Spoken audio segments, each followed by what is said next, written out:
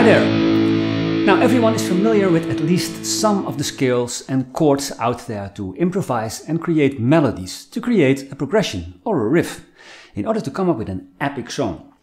What most musicians do not know is the power of using triads to that extent. Now, triads, being the most basic chord forms, are one of those typical overlooked composition assets that can be a game changer in making beautiful and original music. Now, when taking this one step further in the form of inversions, you can really make balanced sounding progressions, colorful melodies and solos, or even experiment with layered ideas that come from substitutions that jazz musicians or fusion guitarists use every day. So, buckle up and enjoy the ride.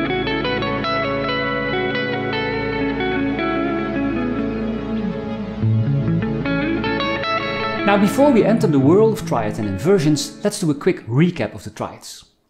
Now, the difference between a chord and a triad is that a chord can be anything from a 3-note triad to a whooping 6-note counting extended chord. So the word chord is more like a collective name, and a triad is just a member of that vast collection of chords. We can say that a triad is nothing less and nothing more than a basic chord with only 3 essential elements. And those elements are the root, the 3rd note of the scale, which we call the 3rd, and the 5th note of the scale, which we call the 5th. Now in this case we have a C major chord, and in music notation it looks like this. The root C, the 3rd E, and the 5th G. Now the root is the foundation of a triad, and that stays unchanged. But the other two, the 3rd and the 5th, they can be altered to create other types of triads. For instance, a minor triad instead of a major triad. So the 3rd of the triad can have 2 forms. A major 3rd, which is 2 whole steps higher than the root. And it can also be a minor 3rd when it's 1.5 steps higher than the root. Now also the 5th can be altered. Normally the 5th is exactly 3.5 steps higher than the root. And we speak of a perfect 5th. But we can lower the 5th with a half step to be a so-called diminished 5th. We can also raise the 5th with a half step, and then it will be an augmented 5th. Now the possible combinations for usable triads are the major triad, a root, a major 3rd and a perfect 5th. A minor triad, a root, a minor 3rd and a perfect 5th. The diminished triad, a root, a minor 3rd and a diminished 5th. And the augmented triad, a root, a major 3rd and an augmented 5th. Now this is vital information, and you should familiarize yourself with these 4 types of triads. Now that we have refreshed our knowledge about the triads, let's dive into the world of inversions. Now, according to the dictionary, inversion means a reversal of position, order or relationship. Well, and that is also what it means in music. Within an inversion, the order of the notes of a triad are changed. So instead of making the root the lowest note, the 3rd or 5th can also be the lowest note in a triad. Now, when that happens, we speak of an inversion. Now, the way we can translate all this to the neck of the guitar, we'll see in a moment. But first, let me explain the theoretical concept. So let's take a closer look at the C major triad. Now, the basic form consists of a root, C, being the lowest note. Then the 3rd E, and the highest note would be the note G, the 5th. Now the root is the lowest note, and therefore we call this order of notes the root position. Now we don't need to play the root as the lowest note. When we move the root up an octave, like this, we still have a proper C major chord. Only now the 3rd has become the lowest note. Now this order of notes, where the 3rd is the lowest note in the triad, we call the first inversion of the triad. We will notate this as a C/E, a C major chord over an E bass note. Now this will sound different, of course, because the intervals have changed. Instead of stacking a major 3rd and a minor 3rd in the root position, we now have a minor 3rd and a perfect 4th stacked on top of each other. The root position, the first inversion. Now we can even take this a step further by moving the 3rd up an octave as well. Now is the fifth the lowest note, followed by the root and then the third. And this order of notes, where the fifth is the lowest note, we call the second inversion. Again, the intervals have changed to a stack of a fourth and a major third. And this will sound different, of course. Root position, first inversion, and the second inversion. We will notate this as a C/G, a C major chord over a G bass note.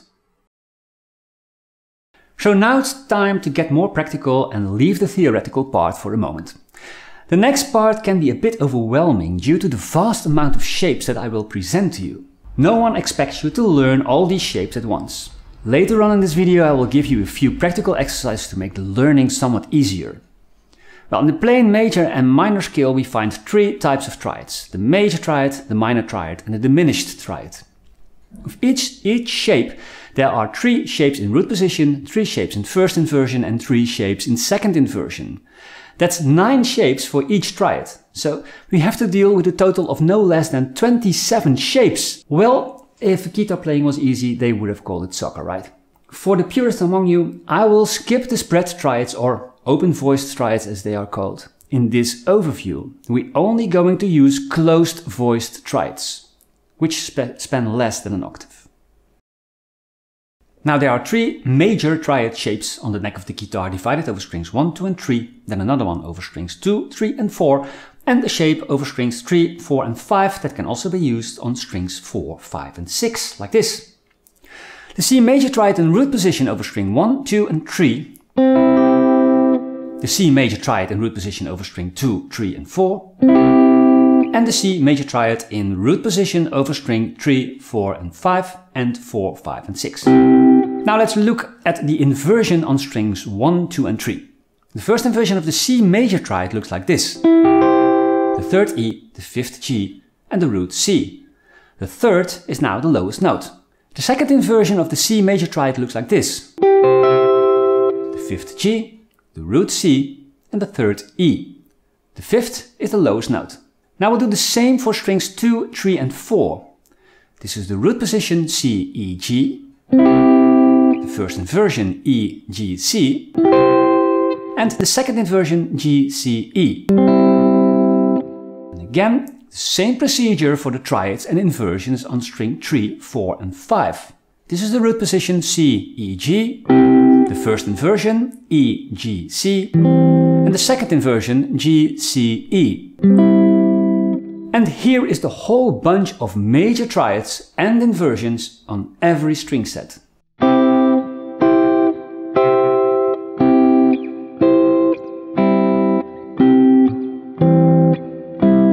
For the minor triads we follow the same path as we did with the major triads. Now this is the C minor triad in root position over string 1, 2 and 3, the C minor triad in root position over strings 2, 3 and 4, and the C minor triad in root position over strings 3, 4 and 5 and strings 4, 5 and 6. Now let's take a closer look at the inversions on string 1, 2 and 3. This is the C minor triad in root position, the root C, the minor third E flat and the fifth G. The first inversion of the C minor triad looks like this, the third E flat, the fifth G and the root C. Now the second inversion of the C minor triad looks like this, the G, the C and the minor third E flat. So this would be all the shapes on string 1, 2 and 3. And we do the same for strings 2, 3 and 4. This is the root position of the C minor triad, C, E flat, G. The first inversion, E flat, G, C, and the second inversion, G, C, E flat. And again we follow the same procedure for the triads and inversions on string 3, 4 and 5. This is the root position, C, E flat, G. The first inversion, E flat, G, C. And the second inversion G, C, E flat. And of course for strings 4, 5 and 6 we'll use exactly the same shape as for strings 3, 4 and 5. So here are all the shapes for the minor triad on every string set.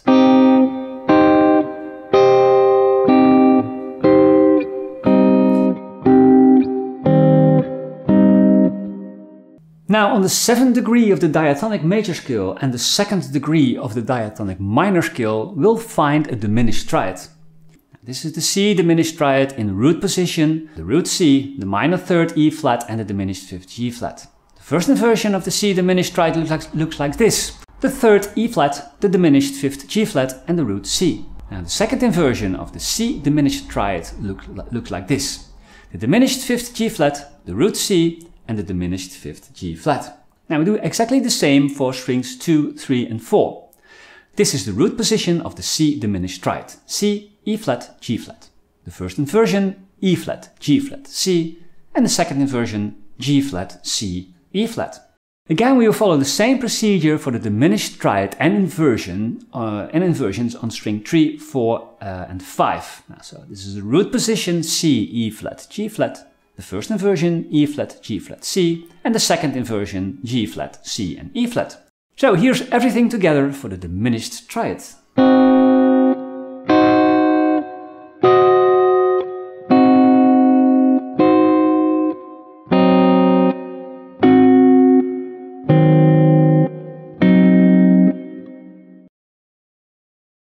Suspended chords are great variations on the major and minor triads. In this variation, the third is replaced by the second or fourth degree. So if you know where the third is located in your triad shape, it's easy to convert the basic triad to a suspended chord.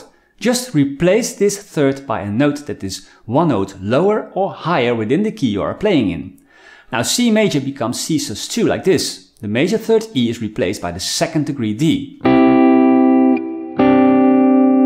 And the C major triad becomes a C sus4 like this.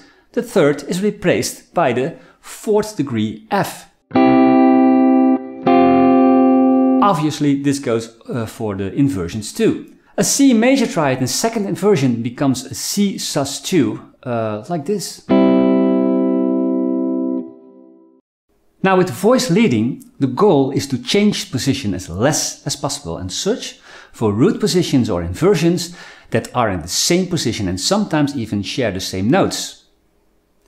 For instance, when we would play a 2-5-1 progression in C major with the chords D minor, G and C, we could do that like this. All the notes are moved over the neck of the guitar to the new position of the next chord. And this is fine, of course, if you're looking for that sound, but sometimes you want a more subtle and smoother connection between two or more chords, and not those large gaps. In that case, you should use inversions of the chord in order to keep them as close together as possible. In the case of the D minor GC chord progression, the 2-5-1, you can start with the second inversion of the D minor chord on the 6th fret, followed by the first inversion of the G chord on the 7th fret, and end with a root position of the C major triad on the 8th fret.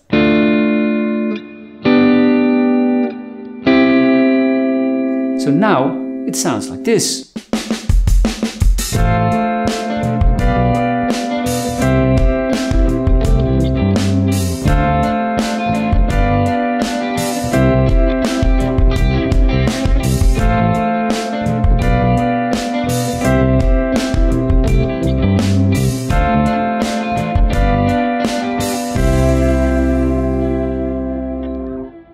A 2-5-1 in E minor would consist of the chords F sharp diminished, B major and E minor. Now you could play a tight voice leading by starting in the 5th position with the first inversion of the F sharp diminished triad, followed by the root position of the B major triad and end with the second inversion of the E minor triad, like this.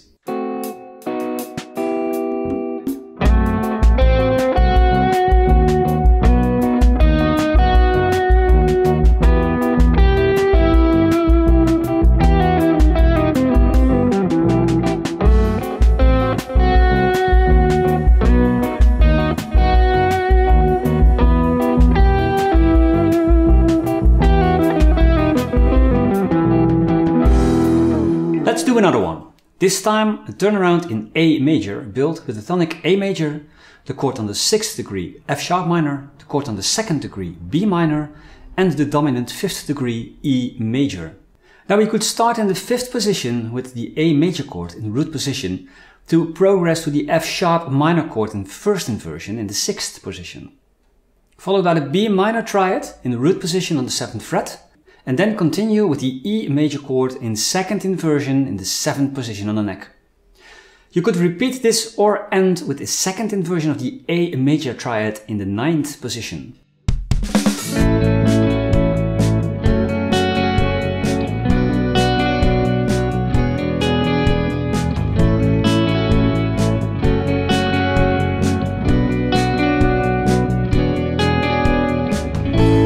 Now the 1-5-7-4 cadence is one of the most used progressions in pop and rock.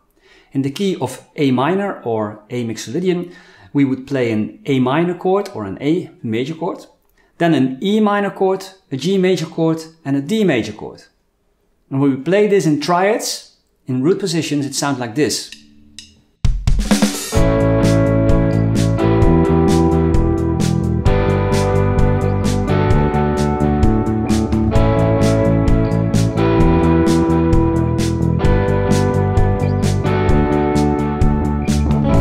To smooth things out, you have to use inversions. Let's play a root position of the A minor triad, in this case, on the 5th fret of the neck of the guitar, followed by a second inversion of the E minor triad on the 8th fret, and then a first inversion of the G major triad on the 7th fret, and a second inversion of the D major triad on the 7th fret of the neck of the guitar. Now see how smooth and connected this sounds.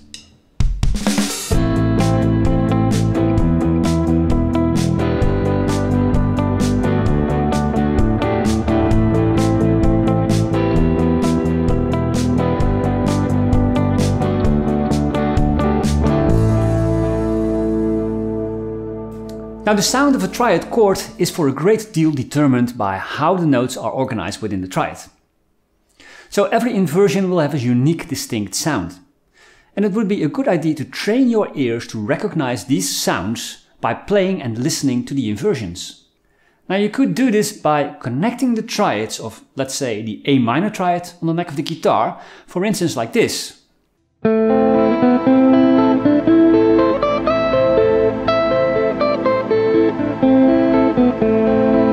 You can also do this with the major triad.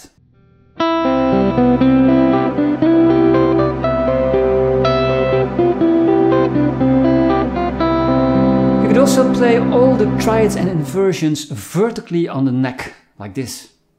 A major triad.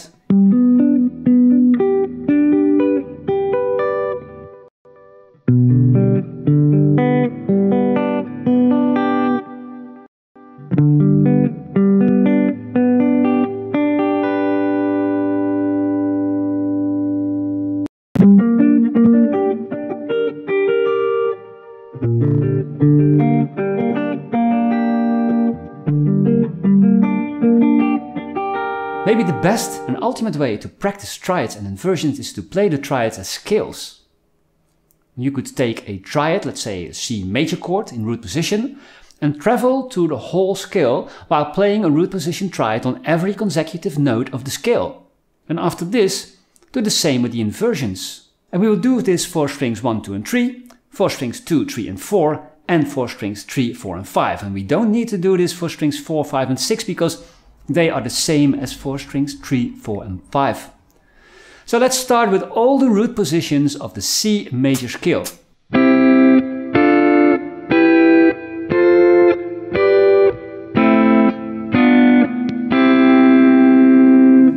Now, the first inversion.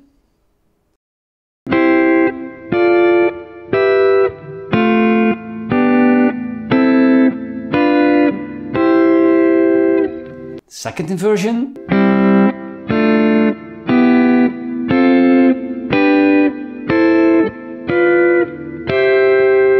Now the same procedure for strings 2, 3 and 4. The root position.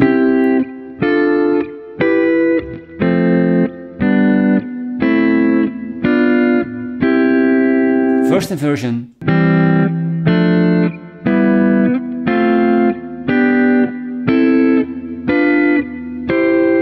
And the second inversion.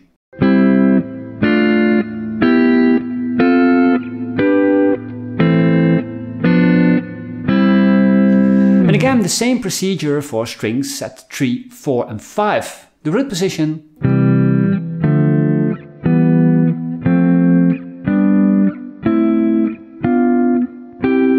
the first inversion,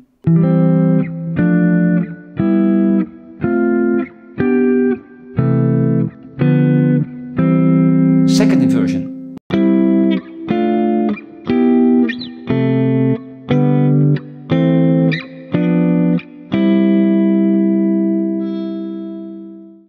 the most obvious way to use triads is playing the triads of the chord that sounds on a particular moment in your music, like a C major triad over a C major chord. But you can do much more than that. Triads can be utilized to extend the chord to a more colorful variation of itself. Just like superimposing different pentatonic scales over one chord, we can also superimpose various triads over a chord too. Now first listen to the A major pentatonic scale and then the A major triad over an A major 7 chord.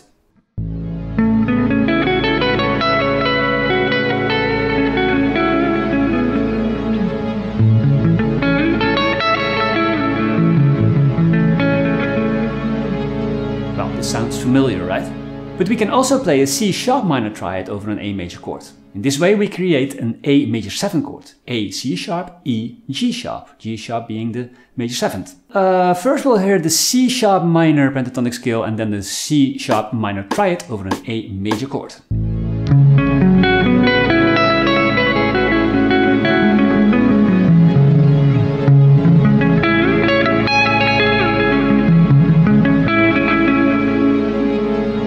Take this one step further, we could play an E major triad over an A major chord. In this way we create an A major 9 sound. A, C sharp, E, G sharp, B. B is the 9th. Listen to the E major pentatonic scale and then the E major triad over the A major chord.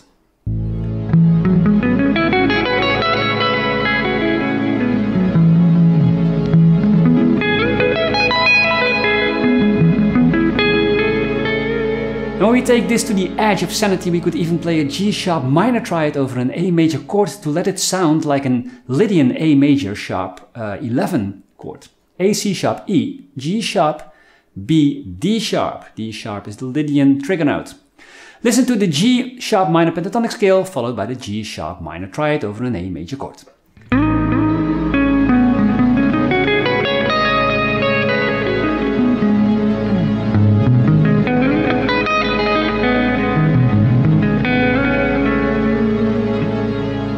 Finally, we can even play a B major triad over an A major chord to create a beautiful A major 13 sharp 11 chord. A, C sharp, E, B, D sharp, F sharp. Listen to the B major pentatonic scale followed by the B major triad over an A major chord.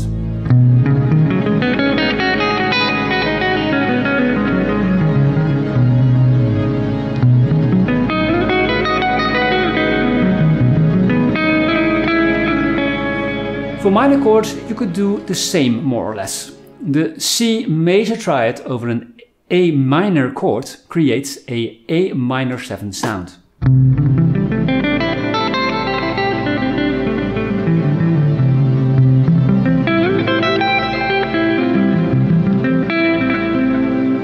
When playing a B minor triad over an A minor chord, you create an A minor 13 chord, which gives a Dorian feel to it. A, C, E, B, D, F sharp. The F sharp is the Dorian trigger note.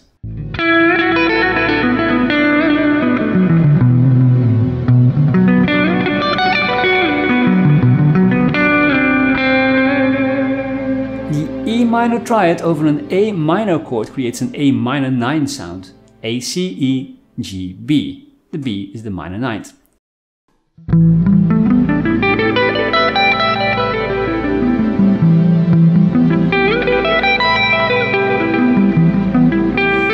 So these are just a few possibilities, but you can experiment with other combinations too.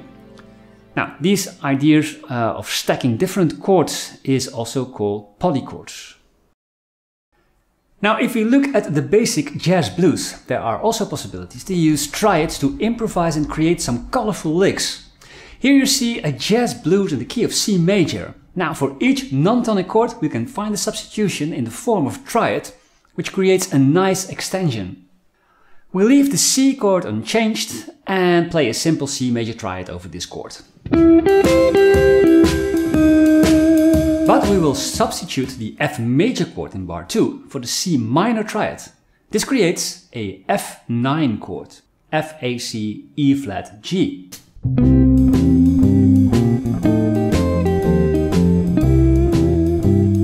Over the C altered chord we can make it easy by playing a D flat minor triad that contains the flat 9, sharp 5 and the major third E, which is by the way harmonically the same as the note F.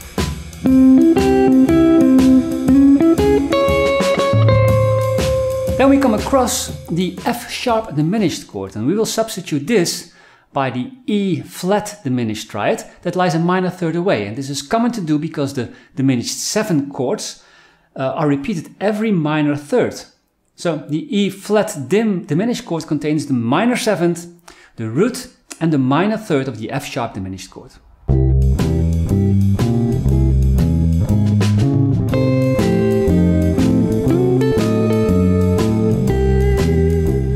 Over the A altered chord we use the same trick as for the C altered chord and play a minor triad of the chord that lies a half step higher. So over the A altered chord we will play a B flat minor triad.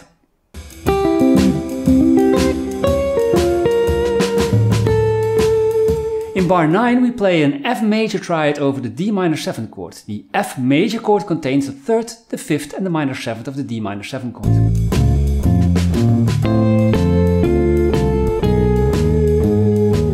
Over the G alt chord in bar 10 we will play an F diminished chord, which is another way to approach an altered chord. The F diminished chord contains the minor 7th F, the flat 9 A flat and the 3rd B, which is harmonically the same as the note C flat.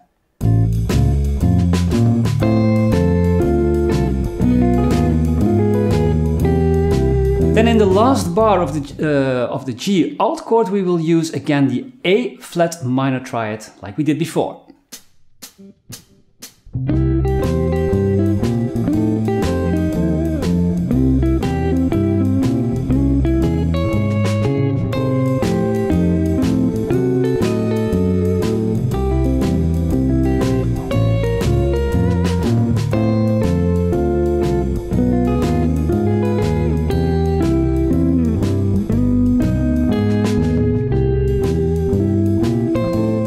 As you can see, this whole concept is about limiting yourself to these 3 notes of a triad, but within that limitation you are forced to be more creative with rhythm and articulation and phrasing.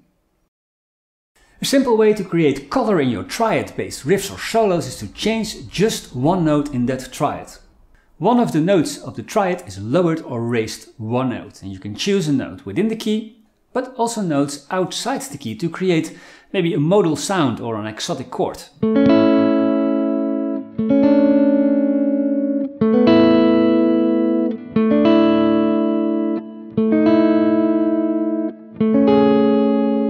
Now what you are doing is changing the chord to another version, like changing the A major triad to an A sus4 triad, for instance. Either way, it will enrich the sound one way or the other. Here is an example of what you can do with a simple triad shape.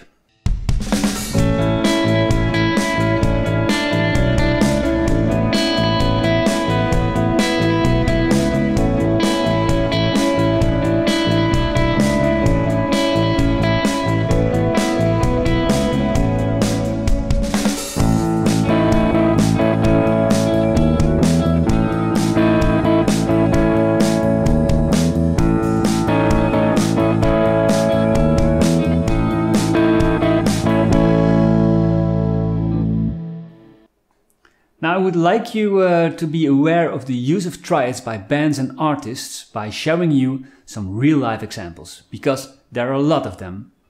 In rock, a good example would be the song Running with the Devil by Van Halen, where Eddie Van Halen used first and second inversions of triads in the chorus.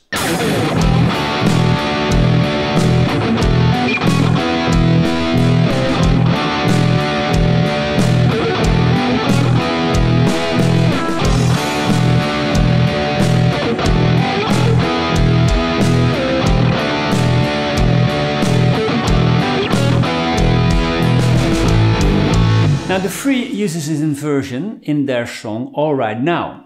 The song is written in the A Mixolydian mode.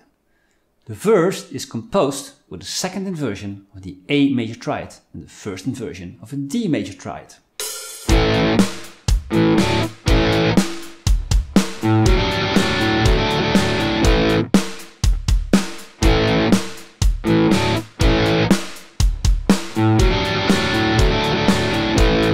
The epic 80s song Sunday Bloody Sunday by the Irish band U2 is also composed with triads. The Edge, the guitarist of U2, uses a root position of the B minor triad followed by a second inversion of the D major triad followed by a first inversion of the E minor triad. However, the E minor triad is altered to be an E minor 7 chord by means of the replacement of the 5th B by the minor 7th D.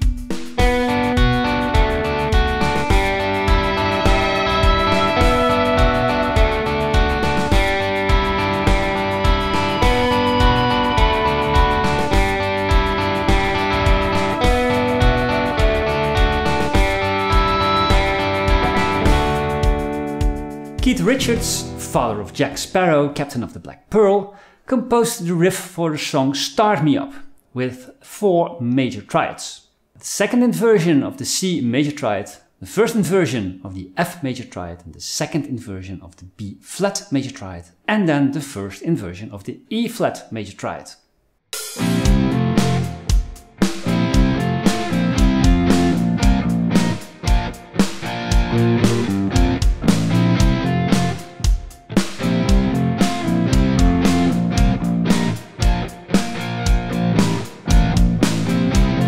The main riff of the song Crazy Train, composed by Randy Rhoads for the band Ozzy Osbourne, uses 4 triads.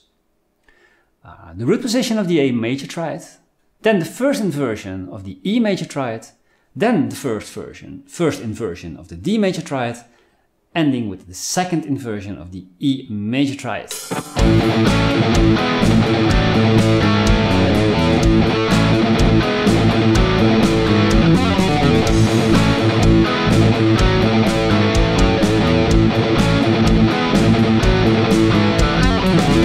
Now, Under Pressure was a co-production of two of the greatest pop artists of their era, David Bowie and Queen. A salient detail is that the bass line created by John Deacon became immensely popular and was used several times by other artists. Well, the song starts with a root position of the D major triad, followed by a second inversion of the A major triad, then followed by the second inversion of a G major triad, and ends with the first inversion of the A major triad.